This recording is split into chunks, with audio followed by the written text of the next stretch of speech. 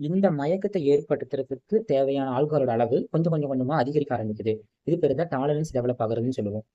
2வது stage early alcoholic ஸ்டேஜ்ன்னு சொல்லுவோம். இந்த ஸ்டேஜ்ல ஆல்ரெடி டெவலப் ஆன டாலரன்ஸ்க்கு அந்த மயக்கத்தை ஏற்படுத்துறதுக்கான ஆல்கஹால் அளவு அதிகமாகறதுனால இன்னும் நிறைய நிறைய குடிக்க ஆரம்பிப்பாங்க. ஸோ இதனால அடிக்கடி மறதி நோய் வரலாம். ஆல்கஹாலை வந்து மறைச்சு வைக்கிறது, யாருக்கு தெரியாம குடிக்கிறது. முக்கிய குறிப்பு, இந்த வீடியோல சொல்ற ஒவ்வொரு விஷயமும் ரொம்ப சென்சிட்டிவானது.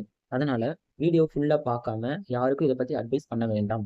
வேலைக்கு போறதுக்கு முன்னாடி குடிக்கிறது, அதே மாதிரி ரொம்ப வேகமா குடிக்கிறது, அது மட்டும் இல்லாம நம்ம குடிக்கிறது தப்பு தான் அப்படின்னு அவங்களுக்கு தெரியும். பட் இருந்தாலும் அதை யாருக்கும் தெரியாம குடிக்கணும் அப்படின்னு நினைப்பாங்க.